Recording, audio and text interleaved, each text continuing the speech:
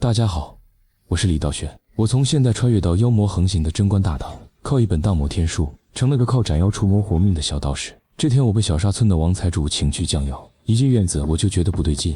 3口陰森棺材，擺明了是活人獻祭。老和尚、老巫婆裝得比誰都專業，嘲笑我年紀輕。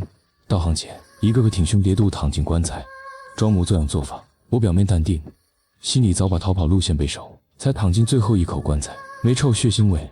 棺材蓋上密密麻麻的血抓痕，蓋子一合，上面直接壓上巨石。我瞬間明白，我們不是法師，是餵妖的祭品。我立刻催動金手指，大魔天書運轉他送我的彭祖古仙我眼功，仙火滲水在丹田交融，勉強練出法力，可一衝下丹田就剧痛難忍，像堵了塊千斤巨石，越練越疼。就在這時，外面慘叫炸了，老和尚當場露餡，哭喊自己是騙子，下一秒直接被吸乾血。老巫婆撐了沒2秒也涼透了，2個高手秒變炮灰，我人都麻了，但我早有準備，連拍10張6丁6甲護身符，金光護體先把命保住。下一秒，腳步聲停在我的棺材前，棺材蓋被緩緩推開，一頭百年伏妖立在我面前，青面獠牙，背生雙翅，口水直流，把我當成大餐。他一口咬來，金光炸開護身符，直接彈飛他。我翻身跳出棺材，遵循法業準則，不肉搏之甩符，反手一張五雷符貼在他身上，天雷轟然劈下，當場把他劈得焦黑冒煙。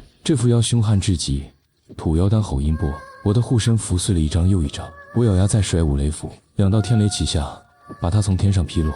老巫婆臨死前抓着我求我救村子，我答應下來，卻不知道她指的根本不是小沙村。我追着伏妖衝到王財主家，才看清這老東西的真面目。他早就和伏妖勾結，3年來騙死10幾位法師，靠要挾發財。我冷眼旁觀，看着他被伏妖吸成乾屍，自作孽不可活。等伏妖吃飽放鬆，我直接祭出最後2道五雷符，轟隆2聲天雷轟頂，這頭百年伏妖終於徹底伏法。就在這時，我腦海裡的大魔天書大放光明，斬殺百年伏妖獎勵法術，縮地神行，一步百步，翻山越嶺如履平地，逃命神技直接到手。我李道玄穿越大唐第1戰完勝，可我還不知道這伏妖只是個開始，更恐怖的要挾已經盯上了我。我是李道玄，剛斬完百年伏妖，大魔天書直接賞我一門神技，縮地神行，一步百步，能打能逃，這不直接起飛。我當場破了伏妖，取出妖丹，又在王財主家搜出20兩黃金，30兩白銀，直接暴富，帶着戰利品去找村民報喜。全村人都把我當活神仙，又跪又拜，差點給我整不會了。可我萬萬沒想到，這伏妖根本不是小角色，他是五通神之一。7年以來，五通妖邪禍害鄉里，官府都不敢管。當年還有道人收了3個，卻偏偏留下2個。除了這隻伏妖，還剩一個青地蛇妖，好色殘暴，專門禍害良家女子，道行比伏妖恐怖10倍。我當場就想溜，我法力才恢復一半，符也沒剩幾張拿頭打。可看着村正爺爺絕望的眼神，還有小丫頭捧着半塊肉乾求我幫忙的樣子，我心一軟答應了。我答應你們，我會回來斬蛇妖。我先安排全村人躲進龍首山密道，自己連夜苦練縮地神行，熬過雙腳劇痛。我終於初步修成，一步跨出10幾丈，快得撞樹撞牆，撞他土牆。雖然狼狽，但逃命直接拉滿。把村民送走後，我撒腿就跑。我連自己要去哪都不知道，主打一個讓蛇妖永遠猜不到。可我太低估這蛇妖了。我在山裡靠夜雞，吃香喝辣，正美滋滋呢，一個白衣白面小生坐我旁邊，張口就問：你為什麼殺我五弟？好家伙，這蛇妖直接追臉貼臉了。我當場眼界拉滿，假裝要劈雷，下一秒轉身就開溜，打不過就跑到法陣地。這蛇妖修為深不可測，化形與人無異，還能千里追蹤，把我追得魂都飛了。我躲進山洞，他就化身10丈巨蛇要吞了我。我玩命狂奔，法力幾乎耗盡，眼看就要涼透。前方突然出現一片紅燈籠古村，陰氣衝天，詭異到極致。前有蛇妖，後有荒村。我一咬牙，直接衝進迷霧古村。沒想到這蛇妖追到村口竟然不感激，只敢放狠話：進了這位的地盤，你只會死得更難看。我人傻了，這破村子到底藏着什麼恐怖存在？連百年蛇妖都不敢踏入。我李道玄剛逃完蛇妖，又一頭扎進了更凶的絕地。我是李道玄，剛被蛇妖追殺到絕境，一頭扎進了這座紅燈籠籠罩的詭異荒村。一進來我就渾身發冷，蛇妖不敢追進來，說明這地方比蛇妖還凶。滿村都是紅喜字燈籠，卻死寂的嚇人。我撞見一個老婆婆，一開口就讓我去參加婚禮。我當場開溜，卻撞上迷霧，怎麼走都繞不出村子。最後被硬拉進一場深夜婚禮，院子裡坐滿人，卻連半點聲音都沒有。主人給我倒酒，我開技能一看，酒裡全是蛆蟲，我打死不喝，眼看就要翻臉。一個叫王春生的大哥跳出來替我擋酒，我真服了，這哥們是真勇啊！可下一秒就出事了，他喊着要救新娘，一提报官，全场怪物直接翻臉，皮膚潰爛，蛆蟲亂爬，全都撲上來要吃人。我二話不說，直接射我衣服。轟隆一聲，天雷劈穿屋頂，至陽雷法專治怪物，當場炸飛幾隻怪物。道魔天書直接獎勵我3月修為法力暴漲，可怪物太多，我只能拉着王春生狂逃，一路衝進村裡的祠堂。這裡供着靈位，停着棺材，陰氣衝天，但外面的鬼竟然不敢進來。我以為安全了，抬手就把五雷符貼棺材上，結果棺材裡蹦出個睡棺材的邋遢老道，他一掐印，直接散了我的天雷，我人都傻了。僵屍會雷法，這老道叫張前陽，一開口就戳穿我：“你沒師傅，龍虎山五雷符誰教你的？”我半真半假編了遭遇，他一聽我提龍虎山前輩屍體，當場信了，還說我根骨奇佳。可他下一句直接把我嚇冒了冷汗，我猛地轉頭：“你眼瞎，身邊站着只惡鬼都看不見。”看向一路跟着我從沒喊過累的王春生，原來他早就不是活人了。我一路先着逃命的，竟是一只怪物。我是李道玄，上一集還在祠堂驚魂，被張道長一句話點醒。我一路拼命救下的王春生早就死了，他根本不是活人，而是和全村人一樣都是地府灵，死後不知自己已死，日復一日重複死前的一天，一旦被驚醒，立刻化為惡鬼索命。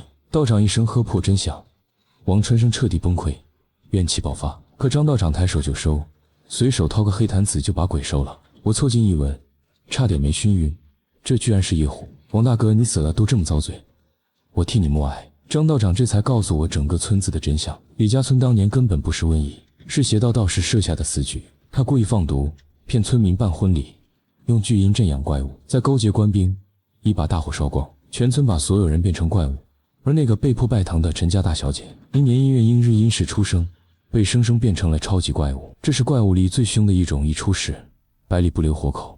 我當場想起之前蝙蝠妖怪事件裡死掉的老太婆，原來她就是當年桃樹村子的神婆。她求我救的根本不是小沙村，而是李家村。就在這時，陰氣炸天，靈牌狂震，紅衣要破陣了。養鬼的邪道道士也馬上要回來收割成果。道長讓我快跑，可我知道這是我拜師龍虎山找高人指點修煉的唯一機會。我修煉腹痛的隱患，沒師傅指點的迷茫，只有他能救我。我當場表態，道士本就替天行道，我留下助你斬妖。張道長哈哈大笑，自報姓名張前陽，還送我一塊保命古玉，提醒我小心2個狠角色，一個是新娘父親陳老爺一城厲鬼，另一個是穿怪衣的老婆婆，是邪道養的监控怪。我們立刻衝向陳家大院，眼前一幕徹底鎮住我，紅衣怪物特效滿天破了封印，那個獨眼邪道道士居然想把他練成怪物。就在他要收走紅衣時，張道長直接出手，一石子砸爛坛子，邪道暴怒，摇铃召百怪撲殺我們。我剛要甩五雷符技能，張道长淡淡一笑，看好什麼叫真正的雷法魂路。风来，云来，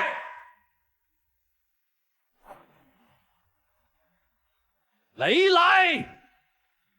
数十道手臂粗的青色天雷特效轰下，這就是龍虎山真傳神霄五雷正法，群怪瞬間灰飛煙滅，邪道道士嚇得魂飛魄散，當場跪了。神霄五雷正法，您是龙虎山哪位真人？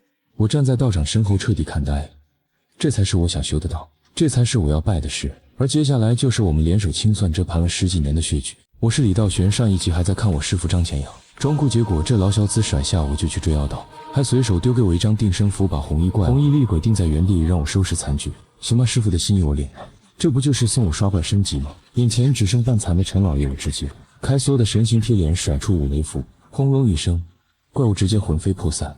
下一秒，道魔天書炸，斩殺怪物獎勵五雷符2瓶。一瞬間，我腦子裡塞滿了符文筆法心得，我直接雷符造詣暴漲10斤，2瓶五雷符威力直接翻倍。這不血賺，可我轉頭一看，紅衣新娘差點犯浑，紅蓋頭半仙，香氣勾人，我鬼迷心竅想去掀蓋頭，幸好我早開了9張護身符，金光一炸把我驚醒，好險差點被紅衣直接魅惑帶走。可還沒等我喘口氣，那個穿壽衣的老婆婆來了，他身上那件百鬼衣太凶了，天雷劈上去都被百鬼分摊傷害，一瓶五雷符根本破不了防。我當場做出最莽的決定，扛着紅衣厲鬼跑路。我要是丟了紅衣，妖道回來撿成果，我必死无疑。抱着这位冰美人，我一路狂奔冲回祠堂。祠堂裡全是李家村的先祖英灵。我一句話喊醒所有人：妖道要夺紅衣复仇，你們想讓子孫白死嗎？下一秒，几十位白髮老人突然出現，对着我气急一拜。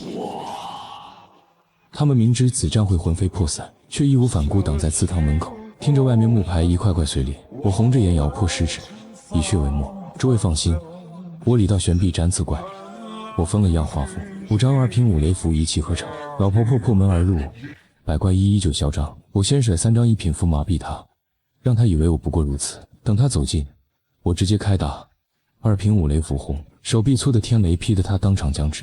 我衝上去踢滿4張2品符，卻被他一把掐住手腕。生死瞬間，師父送的那塊古玉炸開，救我一命。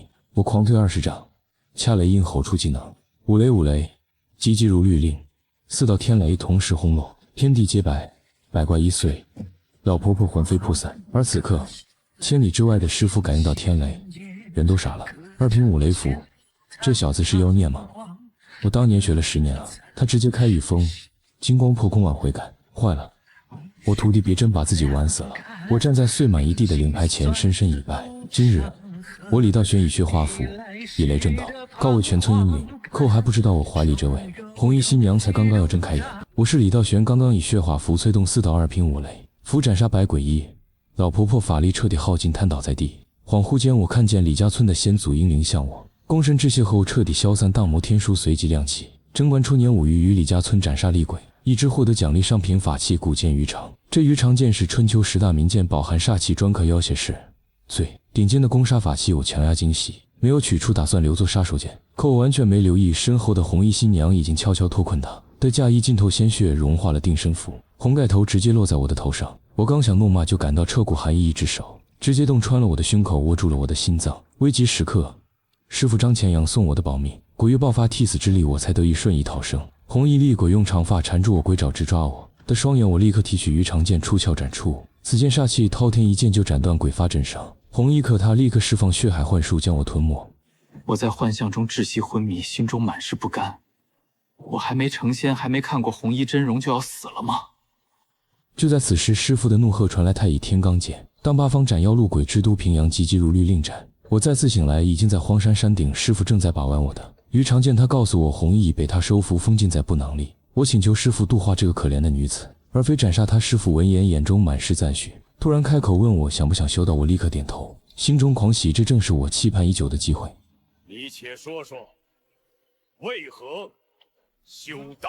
師父問我為何修道，我拋開所有漂亮話，直言只為長生。師父先是嘲諷我大言不慚，隨即又認可我的心性，告訴我要收我為徒，必須信守承諾回去斬殺蛇妖，兌現對小沙村村民的誓言。他還順手拿走我的伏妖妖丹和3錠金子，說是為我避險。隨後御風離去，讓我斬妖後去真陽道觀找他。3日後，我趕到三河村，遇見一位被蛇妖禍害的婦人，她受盡非議，甚至想要跳崖自盡。我一眼看出她被妖氣侵蝕，生出蛇靈，立刻用6丁6甲護身符為她化解。婦人跪地謝我。我得知她正是被五通神清地蛇妖欺凌的女子，便與她定下誘殺蛇妖的計策，讓她假意順從蛇妖，以自身為誘饵。事成之後，撕碎符傳通知我。婦人含淚答應，誓死要與蛇妖了結恩怨，而我也做好萬全準備，今夜便是那青地蛇妖的死期。我是李道玄，上一集和受害婦人定下計策，今晚就是斬殺青地蛇妖的時刻。夜幕降臨，蛇妖果然化作白面小生，溜進婦人家裡。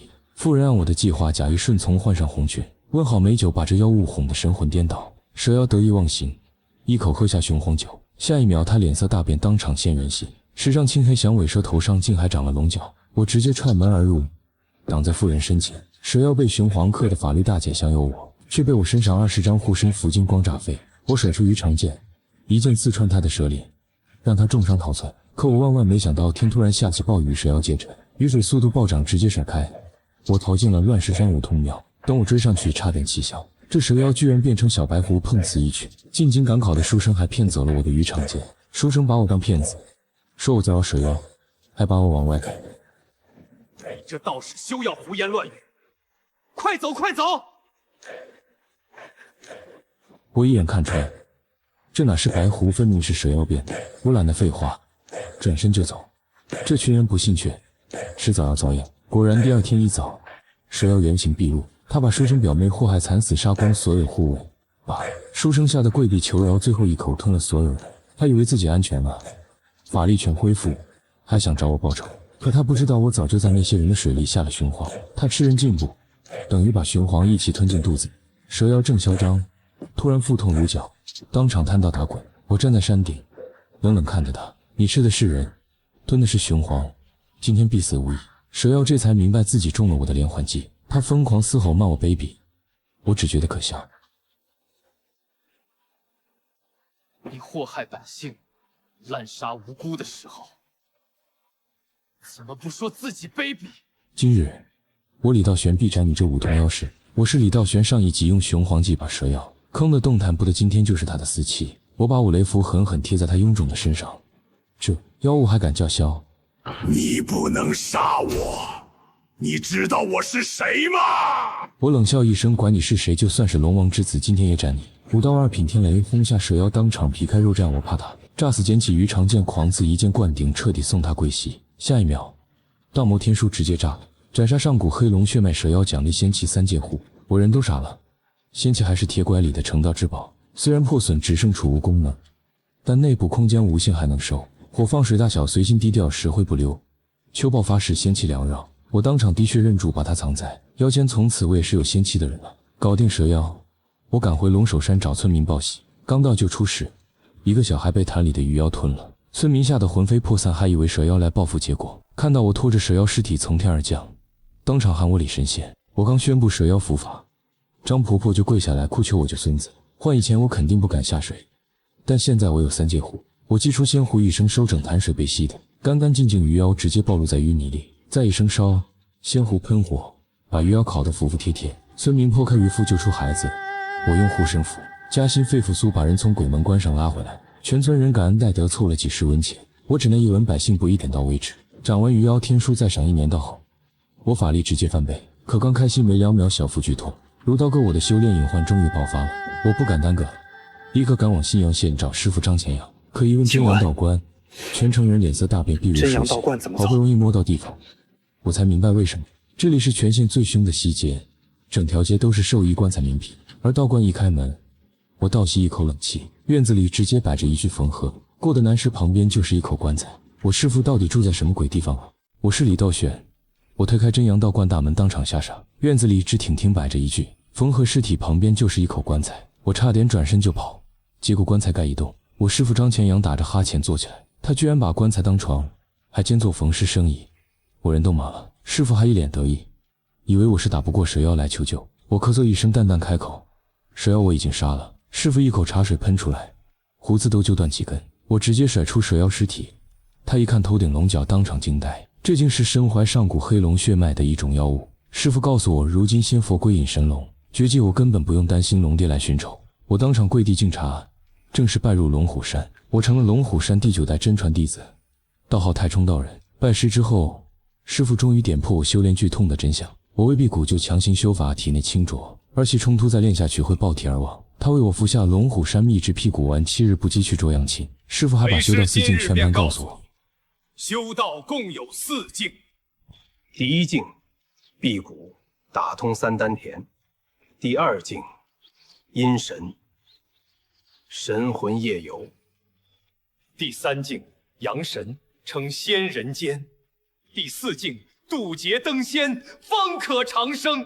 而我連辟谷初期都還沒摸到門檻，接下來的日子，我開始魔鬼修煉。寅時起床扎馬步，頭頂香爐穩心神；卯時登屋頂，修煉龍虎山真傳紫氣養元功；末日朝霞紫氣，發毛吸髓，脫胎換骨。再練基礎劍法，學到金石妖魔畫符傳，日子充實又狂暴，實力一日千里。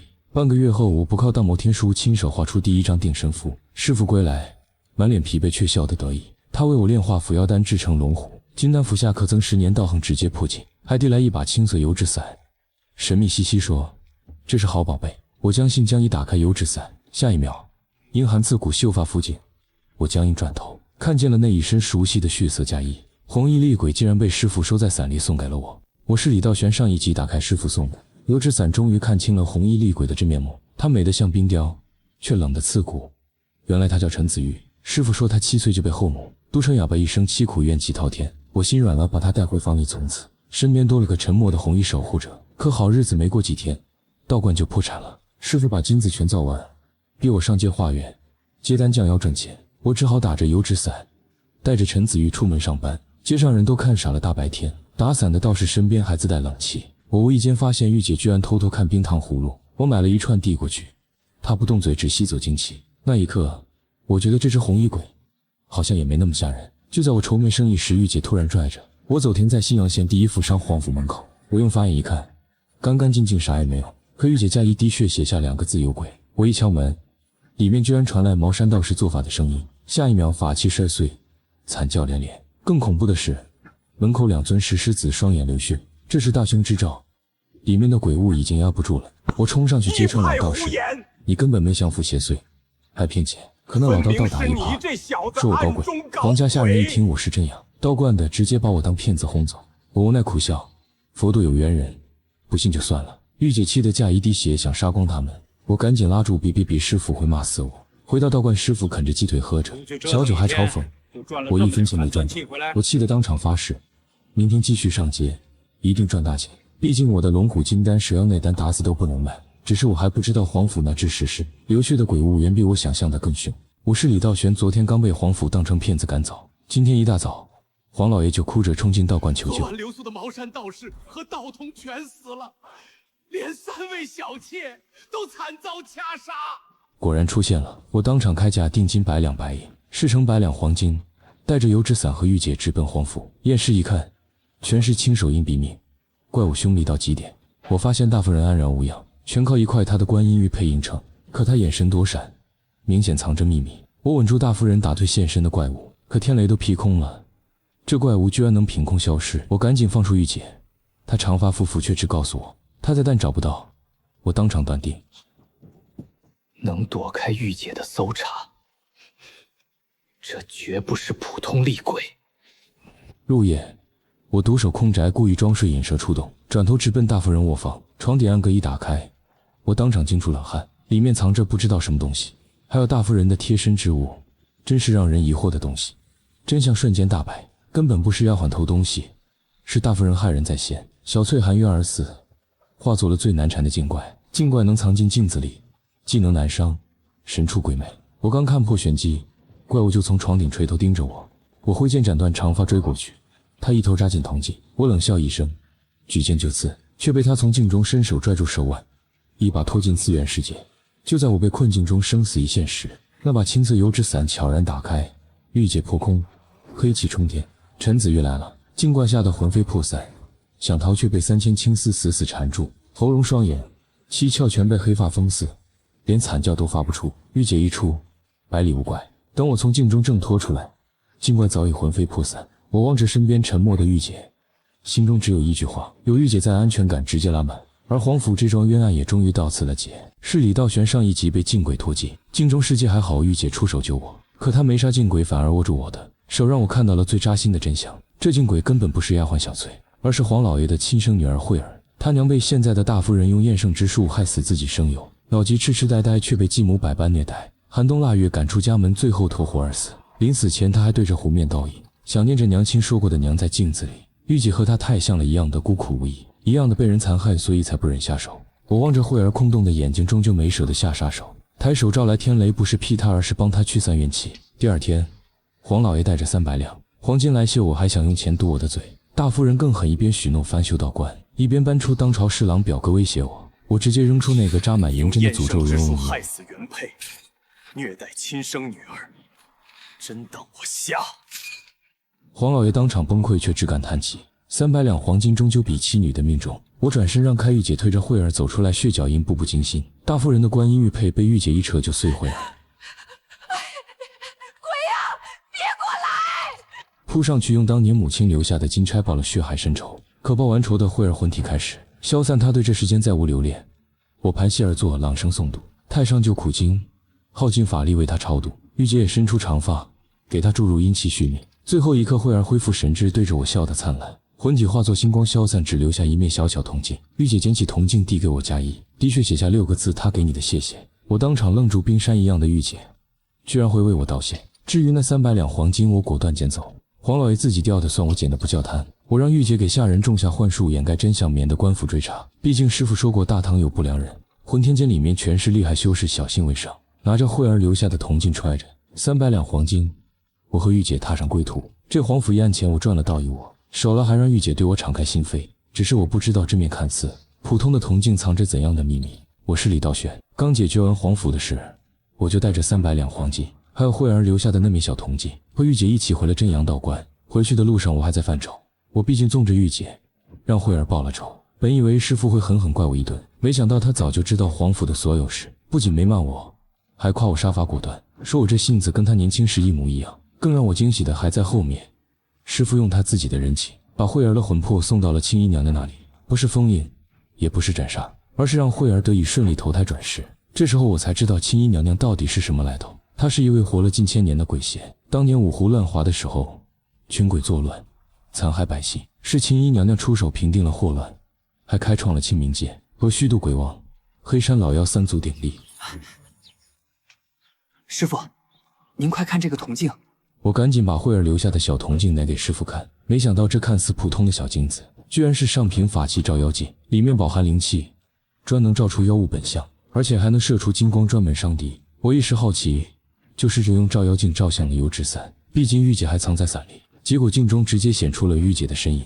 當時我就尷尬壞了，連忙跟玉姐解釋，我只是隨口試驗，沒有別的意思。師父看我這副模樣，無奈提醒我，法寶再好，也不如自身修為扎實，還說我體內的濁氣已經徹底去除了，現在終於可以服用龍虎金丹了。你們可別小看這龍虎金丹，它可是连唐太宗李世民都求而不得的灵丹，服用之後能直接增加10年道行。最關鍵的是，它能幫我冲破下丹田，順利踏入辟谷初期。當天晚上，我特意沐浴更衣，盤膝坐在道觀的蒲團上，小心翼翼地吞下了龍虎金丹。片刻之後，我的小腹就像揣了個小火爐，經脈傳來灼燒般的疼痛。還好師父一直在旁邊全程為我護法，在金丹藥力的加持下，我的法力開始飛速暴漲。我趕緊集中精神，引導這些法力一次次衝擊黃庭玄關。經過2次撞擊，終於成功洞開了下丹田。可就在我以為要成功暗自高興的時候，腦海中突然浮現出許多美人幻象，那些幻象纏得我喘不過氣，差點就讓我走火入魔。危急時刻，師父的怒喝聲突然傳来，我瞬間清醒，才沒釀成大錯。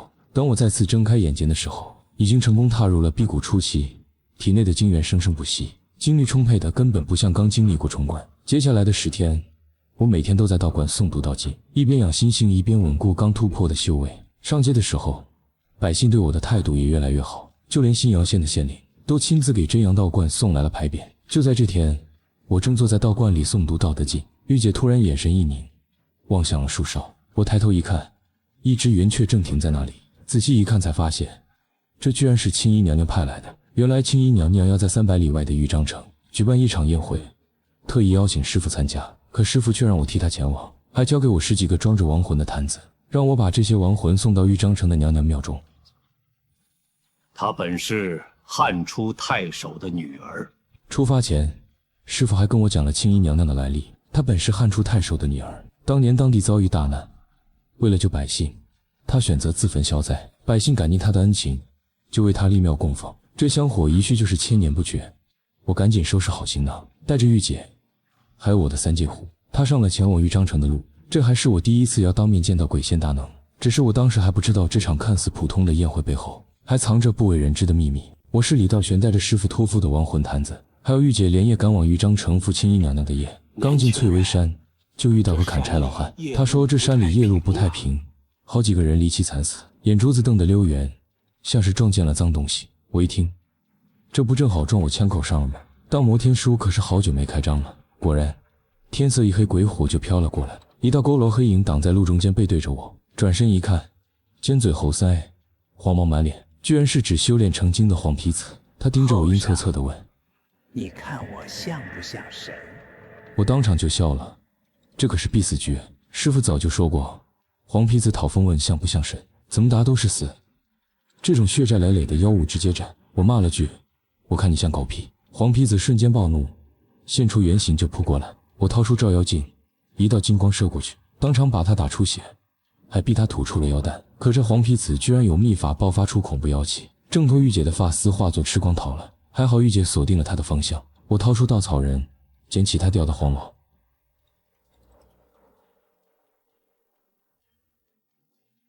獎勵我彭祖古先我引弓技能入定之境階段，現在我修煉1日，頂過去10日，悟性還翻倍。可等我和玉姐找到黃皮子屍體，他已經被人開膛破肚，妖丹讓人捷足先登了。地上2雙腳印，一胖一瘦，一看就是道门中人。我順着腳印追上去，果然堵住了一老一小2個道士，他們手裡握着剑腕，灌輸法力就变成宝剑，居然是正统道门剑修，還會飞剑之術。那胖道士倒打一耙，說寶物有緣者得之，還讓我給長輩行禮，真是厚顏無恥。他剑指一抬，赤紅飛劍化作閃電射來，劍氣斬斷大樹，擊碎巨石，威力恐怖。我靠着缩地神行躲得狼狽，衣服都被劃破了，還好我提前貼了護身符，金光護體硬抗住了飞剑。既然談不攏，那就手底下見真章。我捏定定身符，念动咒訣，金光一閃，直接貼在胖道士頭上。他的飞剑瞬間失去控制，掉在地上。現在該輪到我出剑了。我拔出鱼肠剑，煞氣冲天。這2個偷妖丹的竊賊，今天一個都別想跑。我是李道玄，上一集堵住偷妖丹的2個道門竊賊。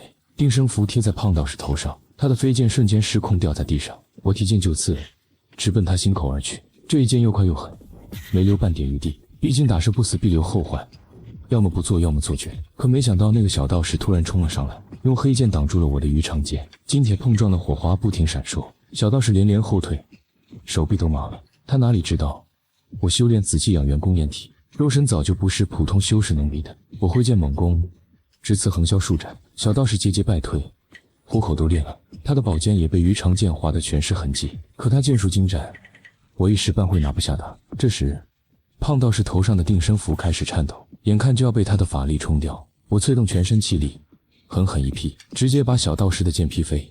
他徹底退了，我沒理他，提劍衝到胖道士面前，一劍刺出，卻被他閃過要害，只刺中了他的肩膀，鮮血瞬間飛濺，定身符掉在地上失去了效力。胖道士怒目圓睜，一拳轟了過來，拳頭帶起音爆，威力恐怖至極。我被一拳打飛，撞在巨石上，巨石瞬間布滿蛛網般的裂痕，還好護身符亮了，替我擋了大部分傷害。我咳了好幾聲，才勉強爬起來。這就是辟谷中期的神力嗎？太可怕了！師傅說過，辟谷中期衝開將功，氣血如虹，果然不假。這一拳能打死一頭老虎。胖道士再次催動飛劍，劍氣化作火龍，看樣子是要拼盡全力殺我。可我卻笑了，因為我早有準備。剛才被打飛時，我偷偷貼了張五雷符在他身上。我捏動天雷印，默念咒訣，天空烏雲匯聚，一道青色雷霆劈了下來。胖道士這才認出這是龍虎山的五雷符，他臉色大變，顯然怕了龍虎山的名頭。他急忙調轉飛劍去擋雷霆，雷霆和劍氣相撞，碎石如雨，塵土飛揚。等煙塵散去，他的飛劍掉在了我面前，劍身暗淡，還有焦黑的痕跡。我趕緊催動三界護一生獸，這飛劍可是法寶級別的，比黄皮子妖丹值錢多了。快把剑還給我！胖道士急瘋了，怒吼着要我換劍。我笑着回他，宝物有缘者得之。這話還是他剛才教我的。他氣得差點吐血，掏出一枚玉劍要捏碎，說那是萬壽宮祖師的劍意能殺了我。我瞬間感受到恐怖的壓力，魚腸劍都在發抖。沒辦法，我只好取下背上的油紙傘。我打開傘，陰風呼嘯，陰氣彌漫。玉姐一襲紅衣，從傘中走了出來。胖道士當場嚇傻，玉姐可是陰神境的厲鬼，他哪裡見過龍虎山弟子還能戴紅衣厲鬼？我謊稱自己是龍虎山親傳弟子厲飛羽，他徹底慫了，放下狠話就帶着小道士跑了。我沒讓玉姐追，那祖師劍意太棘手，我不想讓玉姐冒險。她是我的朋友，不是道具。可剛走沒多久，就聽到一聲巨響，翠微山居然被一劍斬成了2半。這就是萬壽宮白眉劍仙的劍意，太恐怖了。緊接着就聽到胖道士的慘叫聲。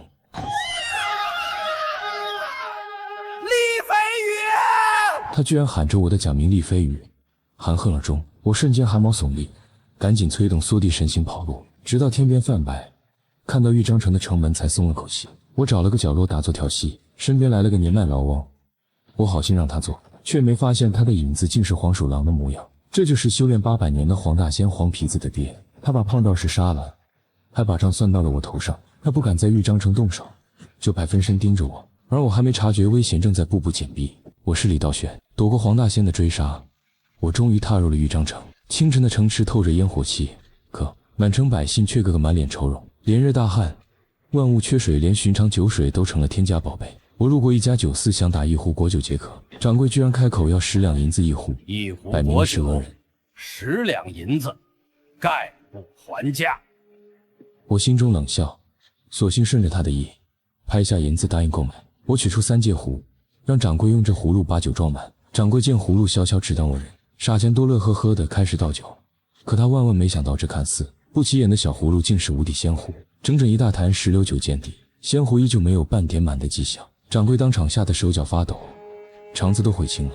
我拔出魚腸劍，輕放桌面，淡淡警告他日後不可再肆意訛詐百姓。說罷，我提着仙壺離去，因此得了個葫蘆仙人的名號。稍作問路，我便找到了青衣廟。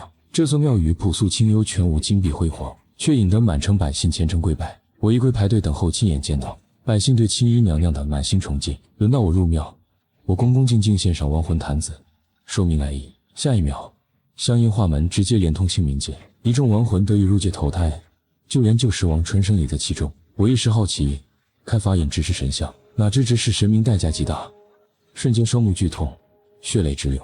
好在青衣娘娘慈悲指尖，輕點眉心，瞬間治癒我的隱傷。廟中石雀化身為靈雀小雀兒，與我嬉笑打鬧。她告知我娘娘的宴宴將在晚間開啟，讓我在城內靜待。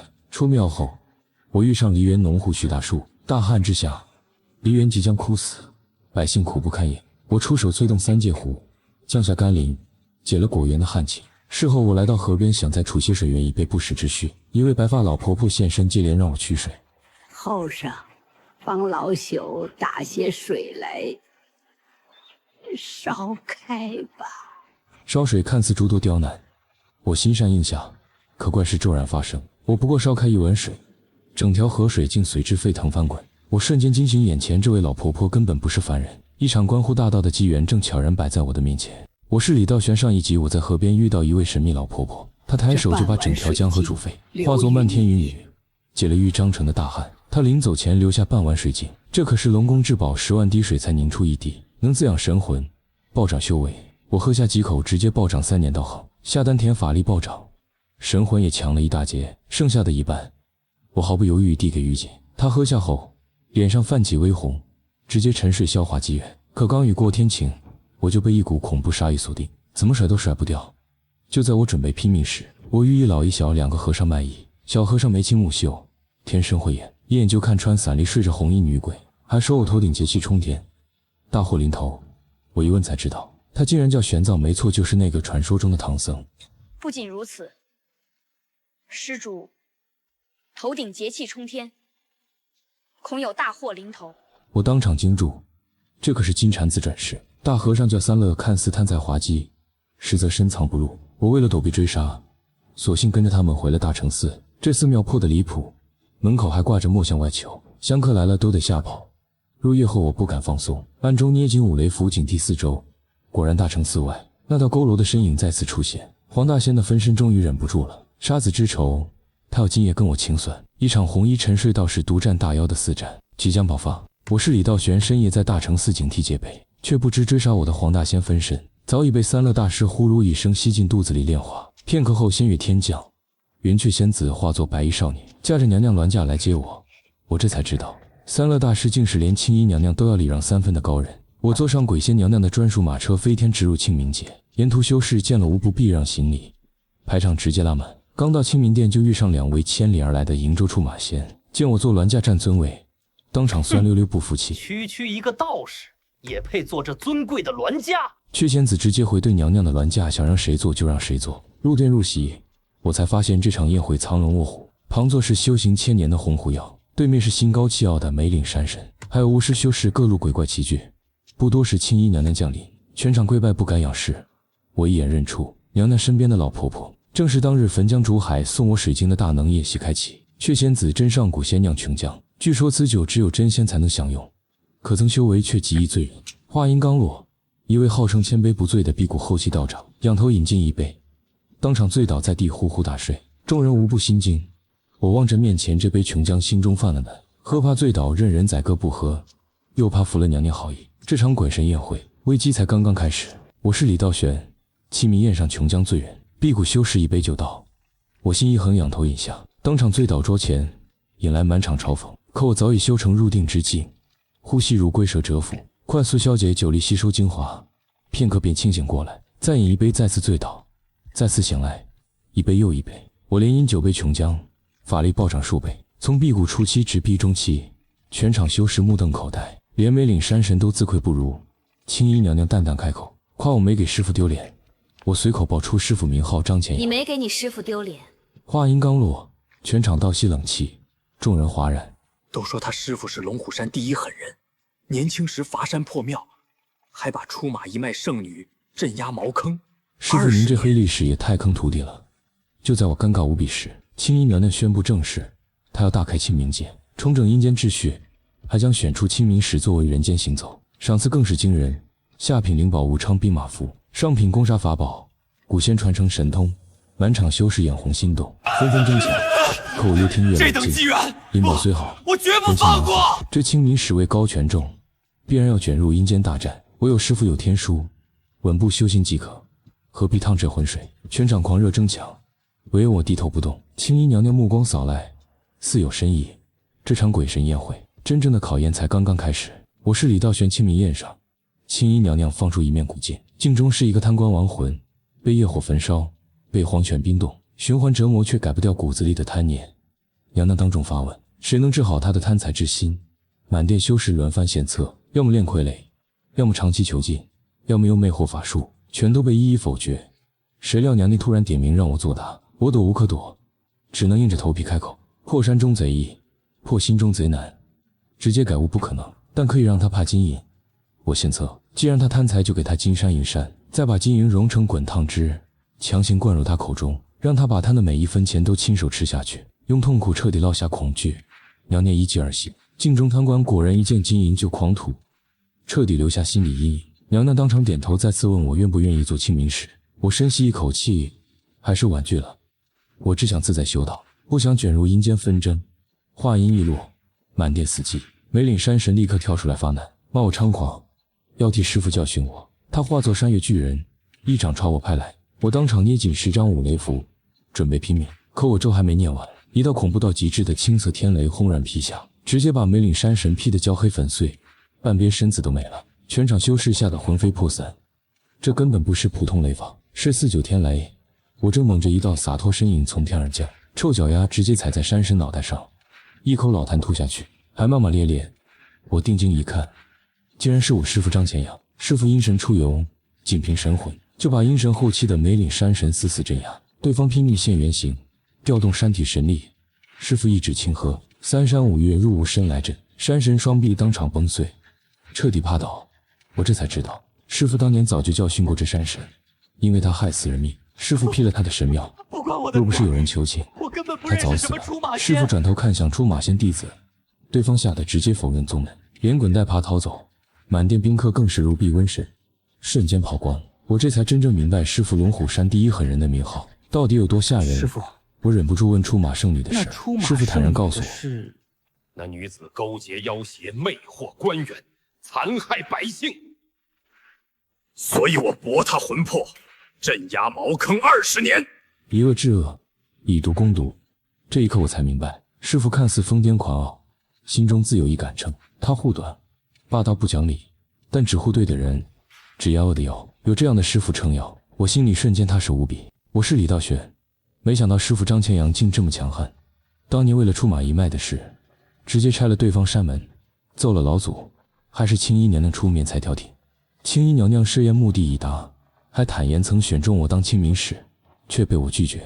師父陰神出遊，須趕在日出前回肉身，臨走前說要去為我尋煉化蛇妖內丹的符藥，只留下我獨自面對後續。梅嶺山神醒來後風撲過來，卻被青衣娘娘輕描淡寫震懾，險些肉身潰散。娘娘讓我留下看青銅古鏡，鏡中竟浮現我在大承寺的場景。那晚想害我的妖怪，竟是修煉800年的黃三郎。三勒大師吞掉的只是他的毛髮分身，而他真正的目標是我。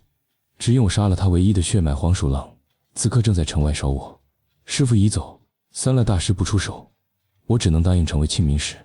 娘娘賜我凤凰玉佩當身份令牌，還能夜間換他相見。又给了灵宝级武昌兵馬符，滴血祭炼後化為掌心符文，能召喚阴兵。第二件寶貝是青玉遁天簪，竟是給伞中即將蘇醒的玉姐準備的。最後娘娘傳我3門神通讓我選，法天象地、北地雷功法皆是頂級神通，而我本就傾向保命的大五行遁術，再加上雀仙子悄悄吐體，便堅定選擇了它。靠近娘娘聽收妙法時，我才看清她絕世容顏，聖潔不可褻渎。此法竟是巨流孙佛所創，博大精深，修至大成可執掌五行大道。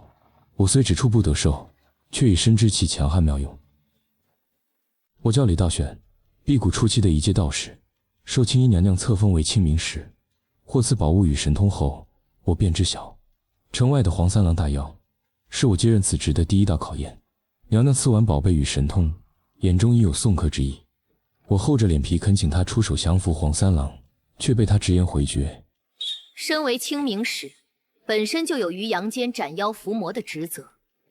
本座已賜下重寶，助你降妖，莫要再貪得無厭。他的話讓我瞬間清醒，這位活了近千年的鬼仙，縱使器重我，也絕不會無條件縱容。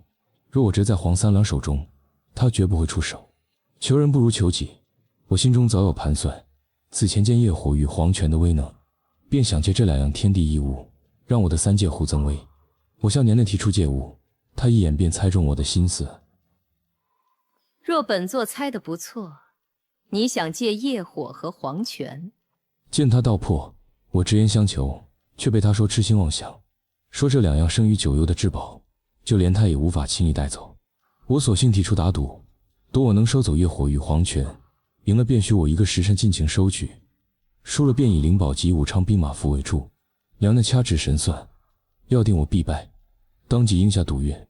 她抬手按在我肩頭，我只覺天旋地轉，再睜眼，已至一方廣袤的紅蓮池邊，池水墨黑粘稠，散發着腥臭味，其中滿是世人貪嗔痴恨所化的哭嚎與吶喊。娘娘一揮衣袖，滿池紅蓮盛開，連心跳動的紅焰便是業火。她言這池水能迷陽神修士5域，屋頂上3花。話音未落，黑水便如活物般湧來，卻在她身前戛然而止。她蓮步輕移，萬邪退避，盡顯仙家威儀，而後問我可要人數。我心中雖有忐忑，卻唯有一事，將所有希望寄托於腰間的3界護，這太上老君所煉，鐵拐李成道的仙器。我抬手一拍寶壺，大喝一聲，收。那黑葫蘆瞬間綻放寶光，繚繞紫氣長至10丈大小，火口如黑洞般生出巨力，紅蓮業火化作火龍盡數被吸入其中。縱使業火熾熱，也傷不了仙氣分毫。黑水更是被寶光隔絕，半分無法靠近。青衣娘娘見此，眼中滿是失神。她從未想過，我一介辟谷修士，竟真能收走業火。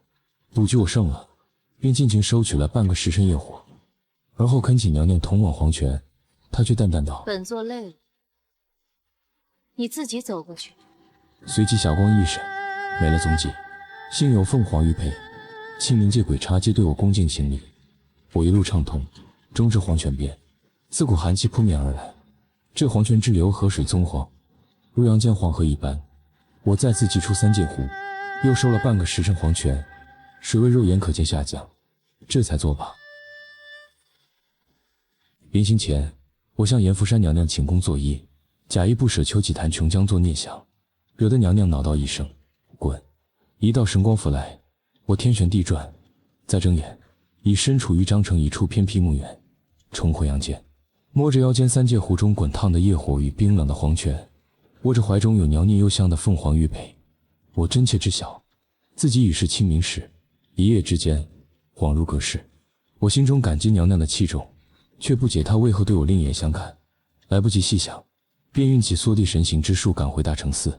彼時天已蒙蒙亮，小和尚玄奘見我在屋檐吞吐朝陽紫氣，只見我頭上節氣大減，還隱有5色靈光。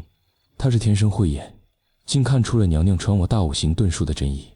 我向他道明清明界之行，他為我由衷高興。三樂大師隨後走出，連連稱羨我的娘娘青睞，還嗔怪玄奘不如我。玄奘委屈辯解大師不肯教他修煉，三樂大師卻裝糊塗說剛睡醒記不清，一番話令人哭笑不得。我即將離開豫章城，念及三樂大師曾救我一命，玄奘與我投緣，便取下腰間春秋10大名剑之一的鱼肠剑。這上品法器赠予玄奘防身。他自幼孤苦，受盡冷眼，握着剑眼中泛淚，執意推辞。我应赛与他，言你我相交，不必见外。他低頭承諾，日後修行有成，必還赠劍之恩。一聲李大哥，便是此前情分。清明节之行落幕，我身携业火、黄泉，有3界湖、鳳凰月陪傍身，師門與清明節為靠。黃三郎雖是第一道考驗，前路縱有妖魔鬼怪，千難萬險，我李道玄亦無所畏懼。這清明時的路，我必會一步一步踏踏實實走下去。我叫李道玄，賜別青衣娘娘，重回陽間，贈予玄奘魚腸劍後，大承寺的短暫安穩，終是被黃三郎的殺機打破。而玉姐的蘇醒，也讓我在生死邊緣多了一道依仗。玄奘去備早飯時，三樂大師向我道謝贈劍之情，我一感念他昨夜的救命之恩，早已在功德箱中放了100兩银子。那100两银子的分量，讓三樂大師瞬間將我從小友換作贤侄，甚至佯裝肚子疼直奔佛殿，抱着功德箱愛不釋手。這位大師身懷通天法力，卻偏安紅塵貪財，又不世俗牟利，實在矛盾又有趣。正思忖間，背上的油紙傘忽然微動，我心中一喜，玉姐終於要蘇醒了。我連忙回房撐傘，一襲嫁衣的陳子玉飄於空中，魂魄凝實了幾分，想來是青衣娘娘所贈水晶的奇效。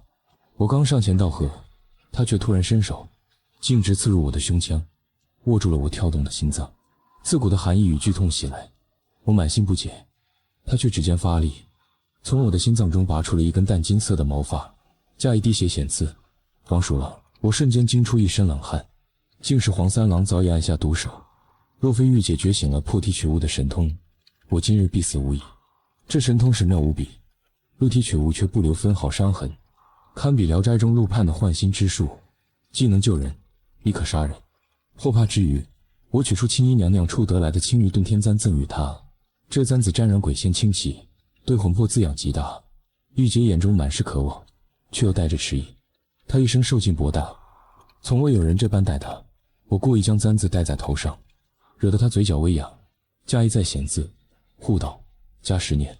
她本與師父約定護我10年，如今願再加10年，只為這份饋贈。這般高冷又單純的性子，讓我暗下決心，日後定要尋來最好的鬼修之法，助她修成鬼仙。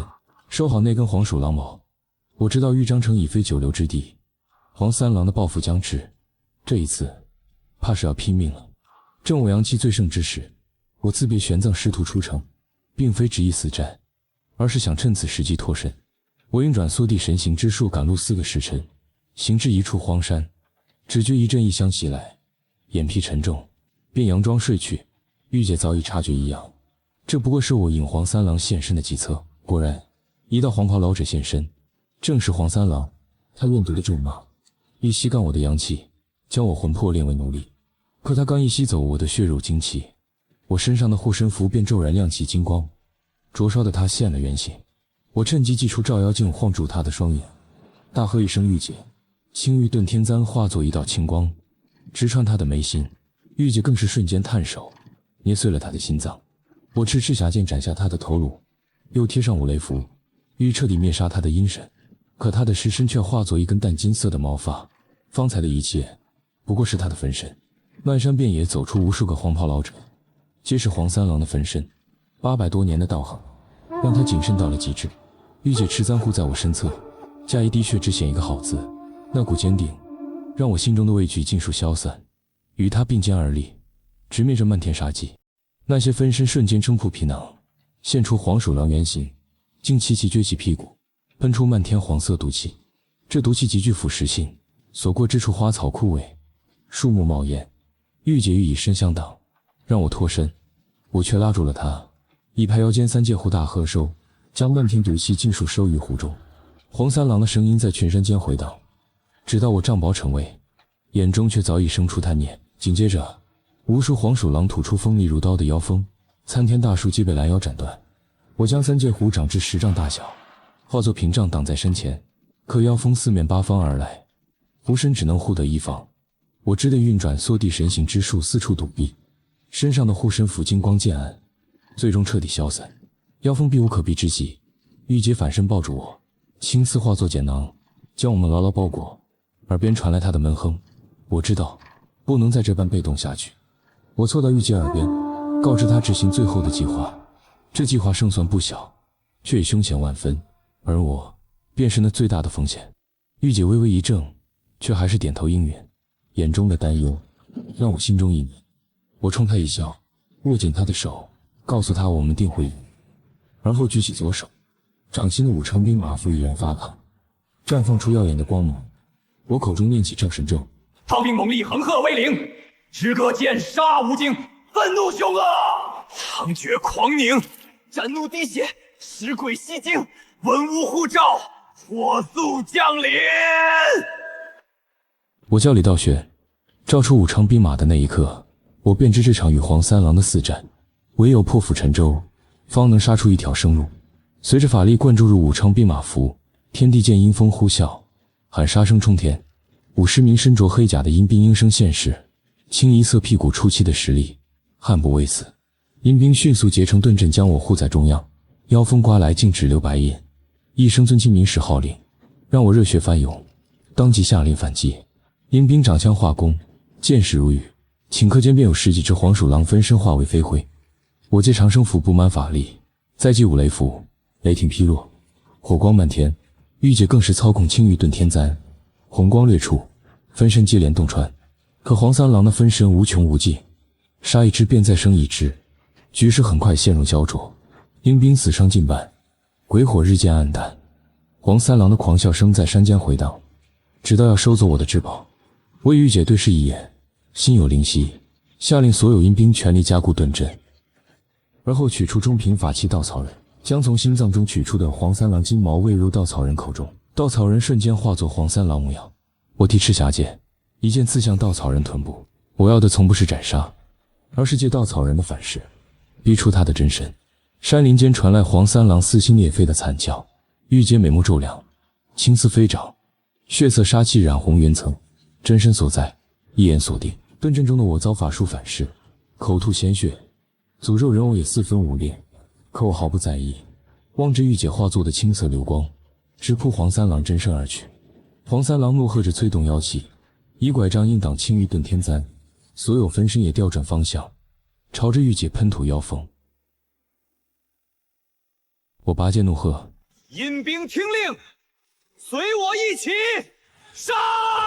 赤霞劍下光流轉，劍氣縱橫，我身先士卒，道袍很快被妖血染透，沿途黃鼠狼分身無一合之敵。30多陰兵僅剩4人，卻依舊持槍緊隨，寸步不離，一路浴血，終於殺到黃三郎近前。我傾盡法力揮劍劈去，他竟單手擋下拐杖，另一手指點尖尖，虎口崩裂的我倒飛而出，眼中卻藏着笑意。我口中噴出的鮮血裡，藏着縮至指甲大小的三界虎。身子尚在半空，我便催動葫蘆，三界虎暴漲數丈，虎口大開，黃泉之水噴湧而出，天地驟寒，雪花飄落。玉姐早已青絲纏住黃三郎，將他死死定在原地。黃泉交滲，他瞬間化作冰雕。青玉遁天簪隨即洞穿他的拐杖與心臟，10張五雷符貼身。我念動咒訣，10道雷霆轟然劈下，10雷轟頂，山體震顫。我再催三界虎噴出業火，將他的焦黑身軀團團包裹。只覺勝局已定，心中已然開始期待他800年的妖丹。可當摩天書毫無反應，黃三郎未死。我急忙祭出長生符，與玉姐一同恢復法力。那焦黑屍體突然動了，一顆紅色妖丹自口中吐出，竟是他苦修800年的本命妖丹。下一刻，妖丹碎裂，盡數融入肉身。他竟自毀妖丹，以數百年修為換極致戰力，同歸於盡的法門。業火被澎湃妖力熄滅，焦炭般的皮膚裂開，金色毛髮叢生。一只肌肉虬結的巨大黃鼠狼望月長嘯，妖氣直衝雲霄。逃！我拉着玉姐轉身便跑。4名陰兵持槍斷後，縱使面對金剛不壞的黃三郎，也未有半分退縮。黃三郎一口吞掉陰兵，又鹹味難吃吐出，骨頭渣散落一地，而他已如炮彈般跳起，撞碎林木，朝我們追來。陳子玉催動青玉遁天簪，帶着我飛天遠遁，可黃三郎速度快如閃電，定身符未近身便被妖氣震碎，腥臭之氣已然逼近。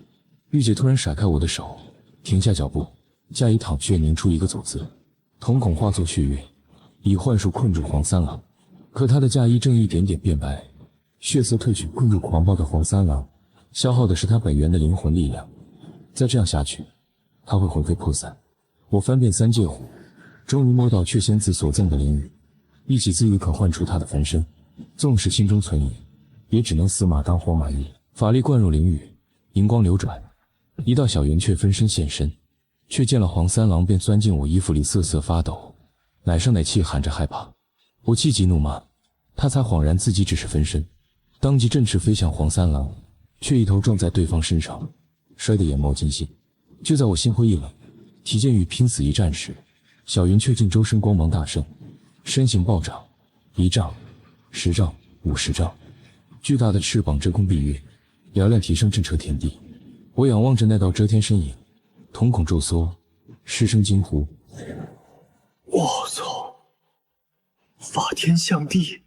我叫李道玄，闕仙子以法天象地畫出的遮天巨闕，讓我從黃三郎的致命追殺中暫得生機，卻不料這生機轉瞬即逝，而真正的生路，竟藏於絕境後的聯手，還有那些不期而遇的機緣與成長。闕仙子的巨闕靈爪飛揚，一爪便擒住如小山般的黃三郎，將其反復拋向高空，再重重摔落。失去神智的黃三郎只剩動物本能，摔得遍體鱗傷，卻毫無還手之力。我趁機跑到玉姐身邊，給她鍍上長生符，看着她眼中的血色消散，嫁衣重歸豔紅，懸着的心才終於放下。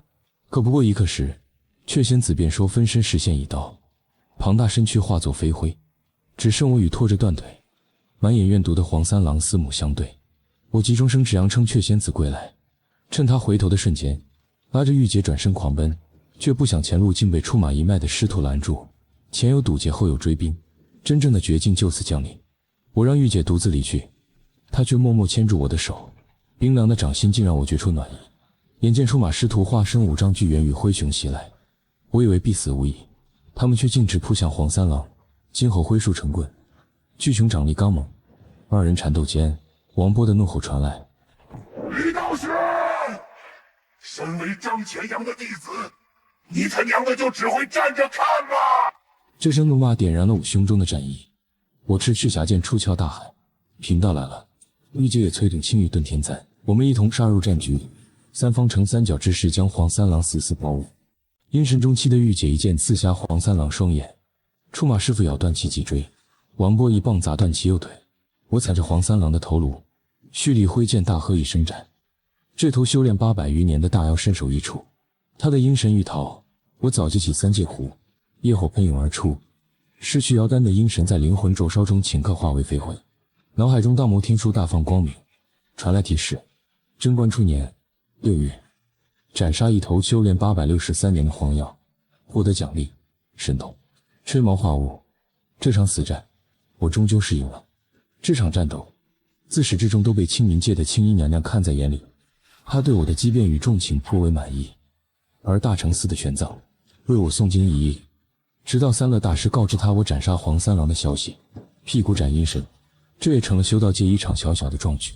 溪水旁，我烘烤着染血的道袍，出馬師徒正因請神上身的後遺症瑟瑟發抖，陽氣大損讓他們面色慘白。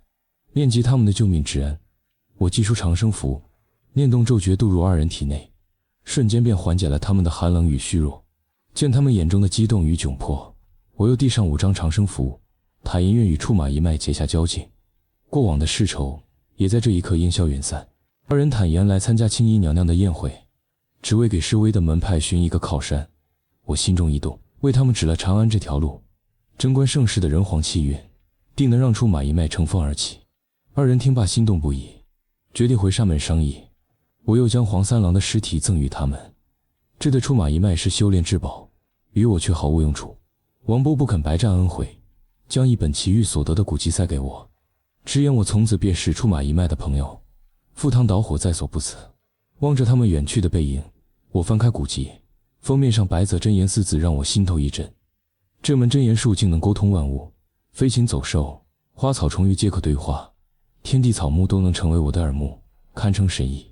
送走師徒，我開始反思此戰的教訓。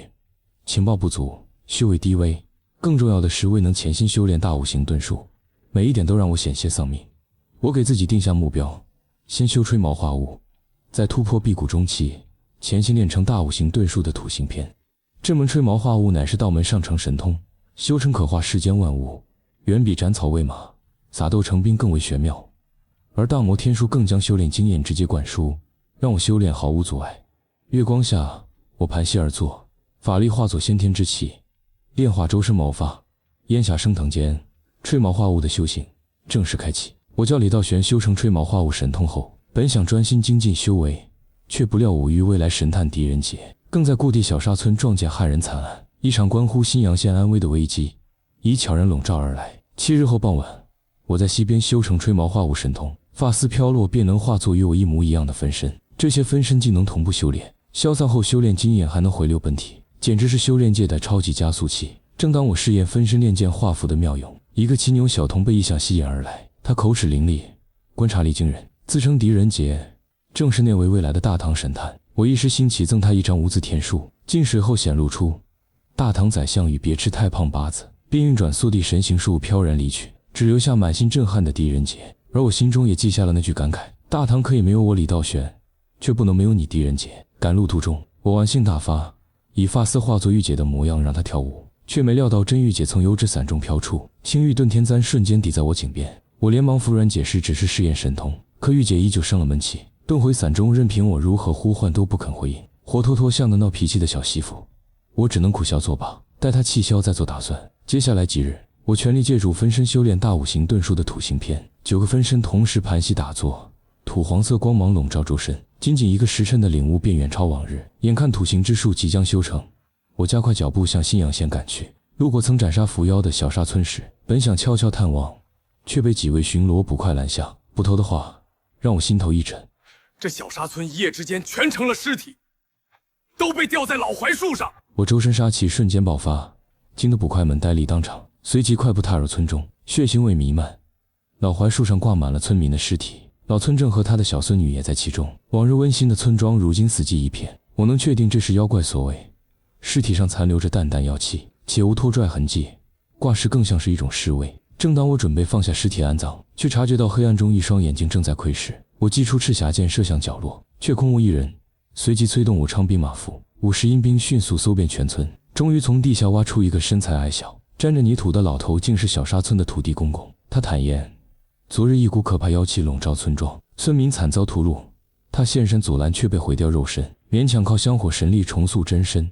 雖未看清妖怪樣貌，卻隱約瞥見3道影子，且妖怪已向新陽縣方向離去。我心中一凛，3個妖怪同時作亂絕非偶然，他們恐怕是想屠掉新陽縣。我讓土地公安葬村民，自己連夜趕下新陽縣。翻進城後，發現城中並無血腥，稍稍鬆了口氣。可回到真陽道觀，卻只見到師傅留下的書信，說他入深山採藥，還特意提醒我買副新棺材，舊的硌屁股。師傅不在，我難免有些擔憂。若那3個妖怪道行堪比黃三郎，我獨自一人恐難應對遇事不決，唯有求助大佬。我取來井水灑在鳳凰玉佩的銅鏡上，念誦青衣娘娘神明。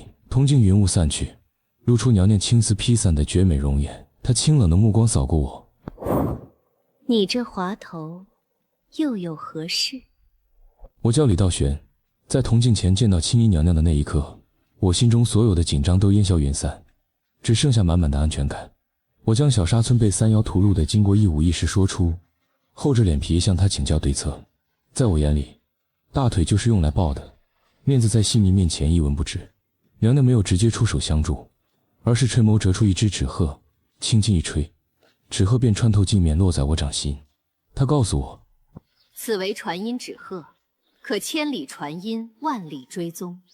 你將要說的話告訴他，他自會帶給你想告訴的人。我心中大喜，立刻找來師傅的臭鞋子，讓紙鶴記下氣息，隨後吩咐他前往通知師傅，新陽縣有危險，速速回來。紙鶴振翅飛入夜色，娘娘也隨之結束聯絡。我忍不住在心裡吐槽，這場景象急了領導匆忙掛斷視頻聊天。接下來的日子，我全身心投入修煉。我施展吹毛化物神通，一口氣分出10個化身，齐齊坐在真陽道觀的屋頂上修煉紫氣養元功。朝陽紫氣本就稀缺難得，有了化身相助，我的吸收效率直接提升10倍。肉身以肉眼可見的速度变强。7天之後，我接连突破，自学畫出長生符，紫氣養元功突破第2層，還初步修成白澤真言，能與鳥獸溝通。唯獨大五行遁術的土行篇陷入瓶頸，即便我躺進師傅的棺材靜心參悟，依舊毫無進展。看着下丹田日益渾厚，即將化海的法力，我果斷決定先衝擊辟谷中期。我有水晶與瓊漿的機缘，再加上化身日夜苦修，短短不到1個月便積攢了足夠修為，具備了衝開將功的條件。為了確保安全，我找到還在鬧脾氣的陳子玉，先用糖葫蘆套好，再使出苦肉計，終於讓他現身護島。他架一滴血，寫下不准死3個字，嘴上傲嬌地說只是為了糖葫蘆，卻默默守在我身旁寸步不離。衝關開始，我調動浩蕩法力猛衝中丹田將功，只聽胸口一聲巨響，氣血奔騰如江河決堤。可就在突破的關鍵時刻，我陷入殺劫幻境，伏妖、蛇妖、黄三郎等幻象輪番襲來，無盡殺意不斷吞噬我的心神。就在我即将沉淪的剎那，陳子玉一缕冰冷陰氣點醒我，我趁機轟碎幻境，成功穩固境界，踏入辟谷中期。渾身排出的污垢廢血，標誌着我脫胎換骨。玉姐嫌我身上腥臭，直接把我扔進湖中。我故意裝作不會游泳，沒想到極度怕水的她，竟奮不顧身跳入水中救我。看着她在水中驚慌無助的模樣，我心中又惱又想。這個外表高冷傲嬌的女鬼，內心卻單純善良，重情重義。明明自己恐懼萬分，卻依舊選擇為我挺身而出。我們回到城中，正巧遇上限定嫁女的迎親隊伍，鑼鼓喧天，熱鬧非凡。可一陣詭異黑風突然捲過，我從中嗅到一絲若有若無的妖氣。西陽縣看似平靜祥和，實則暗藏妖魔，而師父遲遲未歸，我能依靠的只有自己。土行篇是我眼下最關鍵的保命神通，必須盡快突破瓶頸。思來想去，我只能再次求助青衣娘娘。深夜子時，我在铜鏡上灑下井水，虔誠念誦娘娘的神名。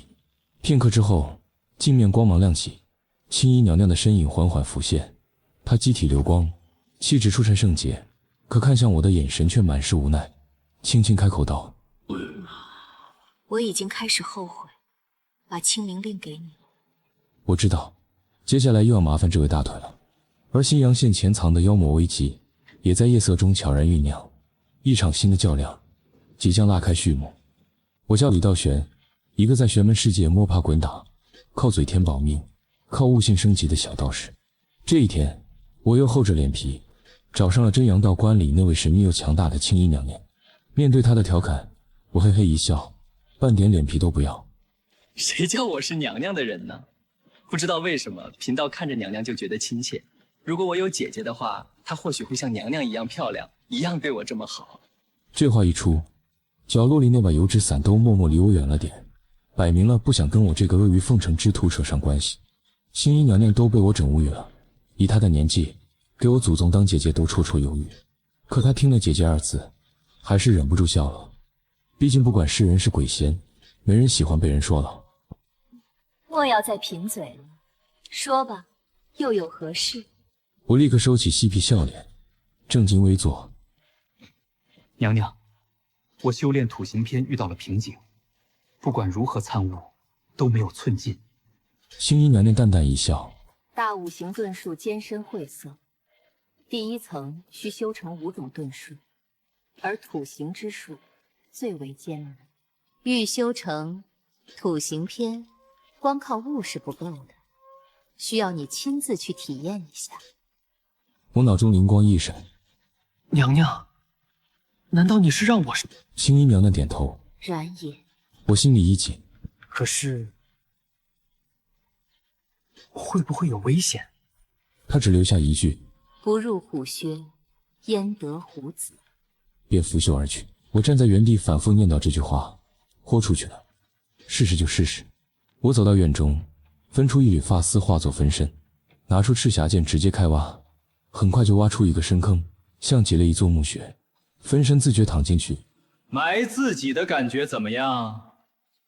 我一把土糊在他臉上，走好，不送。我把分身徹底埋實，靜靜等候。可沒過多久，我猛地睜眼大口喘氣，後怕不已，分身被活活憋死了。除了窒息的痛苦，半點土星感悟都沒有。我心裡犯嘀咕，娘娘該不會消遣我吧？難道只有真身親身體驗才能破局？一炷香後，我親自躺進坑裡，對着一旁的陈子玉沉聲道：玉姐，来吧，我算好时间，屏息一炷香没問題。香燒完不管成沒成，你立刻挖我出來。在我催促下，玉姐慢慢將土覆蓋在我身上，黑暗湧來，泥土的重量壓在身上，我屏住呼吸，等待突破的奇蹟。地面上，陈子玉死死盯着那炷香，可屋中烛火突然一跳，化作幽森青色。那炷香在燒到1/3時，竟憑空熄滅，而本該立刻察覺的玉姐，卻像被定住一般，一動不動。地下的我早已超過極限，肺部像要炸開，大腦眩暈，面色青紫，血管暴起，瀕臨窒息。我拼命發力想掙脫，可身體紋絲不動，仿佛壓着一座萬鈞大山，力氣飛速流失。我眼前一黑，徹底失去了意識。不知過了多久，雷聲炸響，大雨傾盆，燭火恢復正常。陳子玉猛地回身，看到熄滅的香，瞬間慌了神。他瘋了一樣用手挖開泥土，可坑中空空如也，我早已不見蹤影。落在我眉宇，直到有一天不能呼吸。在生死邊緣的極致刺激下，腦中豁然開朗，大五行遁術土航篇的金色古傳一一浮現，之前百思不得其解的關竅瞬間貫通，窒息感消失，我與大地融為一體。周身泛起土黃色毫光，毛孔仿佛在泥土中自由呼吸。我成功了，我修成了土行神通。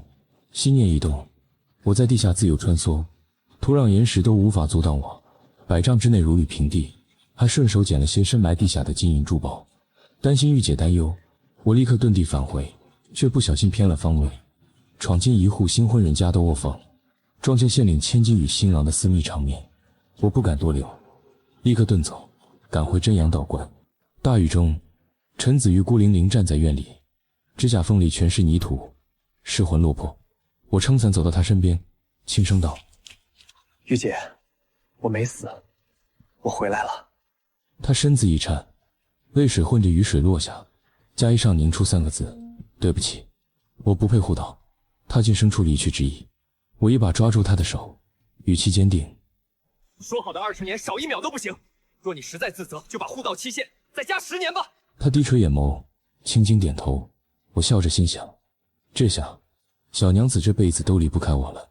我幫他洗淨雙手，追問之下才知道，他剛才是被詭異力量影響失神，並非故意。我後背一涼，道觀裡藏着一個能無聲無息控制陰神中期修士的妖魔，極為凶險。我當即決定天亮立刻離開。可惜還沒寫完，敲門聲響起，一名捕快焦急萬分：李道長，快跟我走，縣令千金和女婿出怪事了。我心頭一緊，跟着捕快趕到縣令府邸。一進宅院，滿眼紅布還在，處處都是新婚喜氣，可盧縣令卻愁容滿面，見到我如同抓到救命稻草。我開口詢問，他只是嘆氣揮手讓捕快退下，指着房門讓我自己進去看。那模樣顯然是遇到了難以啟齒的醜事。縣令女兒衣衫凌亂，坐在床邊哭泣，而屋裡竟站着2個一模一樣的新郎，兩人正互相指着鼻子對罵，都喊着自己是真夫君，對方是妖孽。我向盧小姐詢問原委，她羞惱萬分，吞吞吐吐說出真相。原來洞房之夜，新郎起身如廁，可沒多久就回到房中與她溫存。可就在情意正濃時，又一個新郎推門而入，一夜之間，新婚夫人竟同時面對2位夫君。這等醜聞，難怪盧縣令難以開口。2個新郎爭執不休，連胎記、過往經歷都分毫不差。我開啟法眼，祭出照妖鏡，可2面鏡子照下去，竟都照不出妖氣。這妖魔道行深不可測，連照妖鏡都失效了。我借口回去取鏡，想趁機脫身。盧縣令死死拉住我，苦苦懇求，可我心意已決，妖物深不可測，我沒必要以身犯險。可剛走到門口，一道熟悉的身影走進院中。第2個盧縣令出現了，一股寒意從腳底直衝頭頂。我知道，這趟渾水我徹底躲不掉。我叫李道玄，上一秒還在县令府邸被真假新郎、真假县令搞得頭大，照妖镜徹底失效，我當場就判斷出這是一個針對我的死局。我借口去取法器，運轉縮地神行術，頭也不回地往城門衝去。36級走為上，這妖邪手段詭異，我犯不上拿命硬拼。可就在我即將踏出城门時，一道熟悉的身影迎面而来，紫色道袍，腰悬9葫蘆，长鬚隨風飄灑。不是我師父張乾陽又是誰？懸着的心瞬間落地，我長舒一口氣。師父，你終於回來了！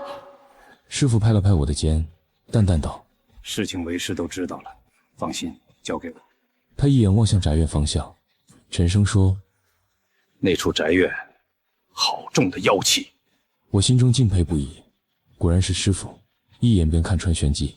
我當即跟上他，準備一同回去降妖，心裡甚至暗暗期待，斩殺妖邪之後能有多少收穫。路過一間酒肆，濃郁的酒香撲鼻而來，我習慣性瞥了一眼師父腰間的9葫蘆，剎那間，渾身血液幾乎凍結。師父嗜酒如命，身上永遠帶着濃烈酒氣，可剛才一路同行，我半分酒味都沒聞到。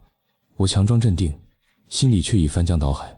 小沙村土地公說過，屠村的一共有3隻妖，一隻扮崔兆玉，一隻扮羅县令，那第3隻，難道就是眼前這個假師傅？我不動聲色，拋出一句致命試探：“師傅，你要的新棺材已經買好了，咱們什麼時候把師叔下葬？”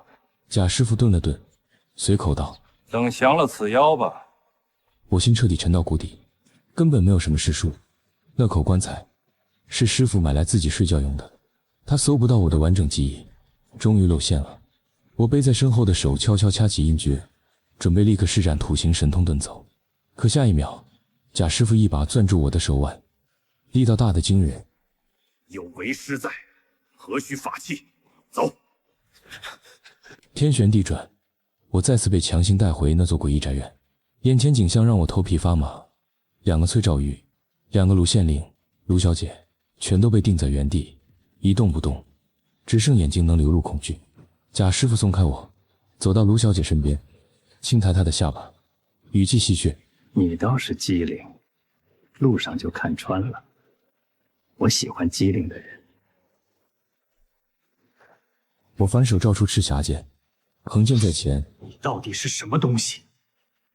為何假扮我師父？他淡淡一笑：“想知道我是誰，先通過一個考驗。從這4人裡，找出誰是人，誰是妖。”他猛地掐住盧小姐的脖子，就用他的命計時，他窒息前你找不出來，這個美人就得死。我當場想遁地跑路。去你的遊戲，老子不奉陪！可假師傅下一刻掏出一顆珠子，裡面竟是無數被灼燒的魂魄，哀嚎震天。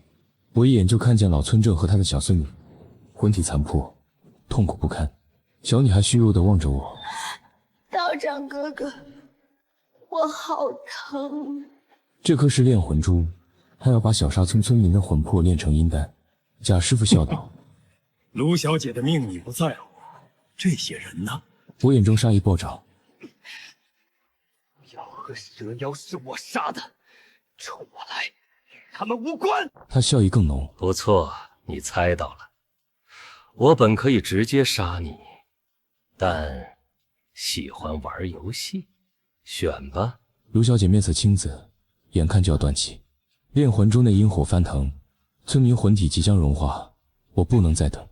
我深吸一口氣，猛地向前踏出一步。住手！我選出來了！我一把拉過左邊的崔兆玉和盧縣令，護在身後。這2人是真的，另外2個是妖。話音落，妖氣炸開，黑毛張腰，駝背肉油老妖顯露原形，凶光畢露。假師傅拍手笑道：“厲害，你贏了。”他鬆開盧小姐，暫時停止折磨魂魄。我立刻甩出長生符，淨化真縣令與新郎身上的妖氣，沉聲道：“你們快走，疏散百姓。”2妖正要阻攔，一道紅衣倩影持傘擋在前方，是玉姐。陰神中期的陰氣席捲全場，2妖瞬間忌憚。我朗聲道：“我贏了，放人！”假師傅卻搖頭：“我可沒說贏了就放。我很好奇，你怎么识破的？照妖镜都没用。我一边悄悄靠近，一邊拖延。你的幻化術近乎神通，我本看不出。當我離開時，留了麻雀盯梢。他看見兩妖對我露殺意，為了穩妥，我又引來了螞蟻。人會被騙，螞蟻靠氣息辨敵，他們不敢靠近的，必然是妖。賈師傅讚嘆鼓掌，可下一刻臉色一冷。英才，但我還是不放。就是現在，我驟然暴起，3道分身齊出，2枚定身符直戳兩妖，另一分身拔開3界弧，滔天焰火噴湧而出。我趁機一把抓向桌上的煉魂珠，得手了。可賈師傅煙一般躲開，玉潔也立刻上前纏住他。我大笑就要遁走，可低頭一看，手中哪裡是煉魂珠，分明是一塊沾了狗屎的石頭。賈師傅手持真正的煉魂珠，戲謔道：“真真假假，你分得清了吗？”两妖挣脱定身符，粉碎我的分身，將我死死圍住。玉姐獨對賈師傅，陰氣沖霄，烏雲蔽日。賈師傅慢悠悠開口：“第2場遊戲開始，半個時辰，金蘭集成。你贏了我2比3比，我就放人。”他看向玉姐，舔了舔嘴唇：“這半個時辰，我陪你玩。你這女鬼，煉成丹可不比仙丹差。”玉姐目光冷冽如冰，轉頭看向我，滿眼擔憂。黑毛妖是陰神初期，駝背妖更是陰神中期，這是一場死戰。我握緊赤霞劍，指節發白，心底積壓的戾氣徹底爆發。我最恨的就是拿無辜性命當籌碼的雜碎。我抬眼望向陳子玉，聲音平靜，卻藏着斬盡妖魔的決絕。玉姐，堅持一會兒，等我宰了這2頭妖，就去幫你。這場引以為周的遊戲，從現在起，規則由我來改。我叫李道玄，前有陰神大妖尾殺，後有賈師傅以村民魂魄相逼，退無可退之下，我心中殺意徹底爆發。眼前這黑毛鼠妖與駝背刺蝟精，根本不把我這個辟谷中期修士放在眼裡，他們覺得我必死無疑。小子，受死！黑毛漢子一邊砸來，妖氣翻湧如巨蟒。駝背老頭更是射出見血封喉的黑刺，2大陰神境妖物聯手一擊，勢在必得。可他們萬萬沒想到，我身影一晃，直接融入大地，消失得無影無蹤。是土遁之術，鼠妖氣得暴跳如雷，刺蝟精卻臉色凝重。他沒逃，他想殺我們。大地之下，我直接下前100丈，髮絲紛飛，瞬間化作10道分身。我與分身心意相通，同時運轉分身與土行2大神通，無數赤符化身從地底上浮，如同魚群出海。這是我為以弱勝強量身打造的戰術，浮海戰術，炮火洗地。地面上，兩妖還在警惕張望，下一刻就知道自己大錯特錯。無數李道玄破土而出，定身符如金光暴雨般射出，兩妖拼命抵擋，卻架不住符籙無窮無盡，終究被貼中身軀，瞬間僵在原地。我抓住空隙，弟弟伸手再貼5雷符，分身同時引動天雷，其中霹靂炸響，數到手臂粗的雷霆當頭劈下，剛猛無匹的雷力直撲妖血，兩妖被劈得皮開肉綻，妖氣潰散，發出淒厲慘叫。他們瘋狂摧毀我的分身，可惜那化身力度有限，定身、點雷循環不止，雷霆源源不絕，烏雲遮天，整座宅院被轟成焦土。2大陰神大妖被我硬生生耗得遍體鱗傷，狼狽不堪。地下100丈，我不斷催分身，法力消耗巨大，可我什麼都缺，就是不缺符籙。法力一空，立刻吞服長生符，瞬間回滿。我早把身家全砸在朱砂黃紙上，流水線畫符，3界湖裡符籙堆積如山。師父說過，法術一修，神通難點。我以分身擾敵，土遁藏身，符籙強攻，長生續航，一人便是一支隱形軍團。鼠妖被劈得徹底瘋狂，怒吼一聲現出原形，小牛般大小的黑毛巨鼠瘋狂朝地下鑽來。我要生吞了你！刺蝟精大驚想要阻攔，卻已來不及。我在地下冷笑，和掌握土行神通的人在地下打架，純屬自尋死路。我讓所有分身潛入地底，圍向這頭自投羅網的鼠妖。它越鑽越慌，四面八方全是我的身影，不堪四九。鼠妖瘋狂反撲，可在土行神通下，我的化身快如鬼魅，它連一腳都碰不到。接下來便是千刀萬剐，無數分身持劍圍殺，劍光閃爍，一刀接一刀劈下。鼠妖慘叫連天，血肉飛濺，腸子都散落一地，拼命想逃，卻再也跑不掉。地面上，刺蝟精聽到慘叫卻不敢下地，直到鼠頭被我提着浮出地面，他才目眦欲裂。我淡淡開口：1461刀，終於宰了。刺蝟精悲呼一聲，黑刺狂射，卻只擊碎我的一道化身。他看向賈師傅，卻見對方早已制住陷入幻境的陳子玉，正悠閒品茶。大哥，三弟死了！賈師傅眼皮都沒抬，指了指煉魂珠：死便死了，时間還沒到。刺蝟精如遭雷擊，渾身顫抖。你不是我大哥！賈師傅微微一笑。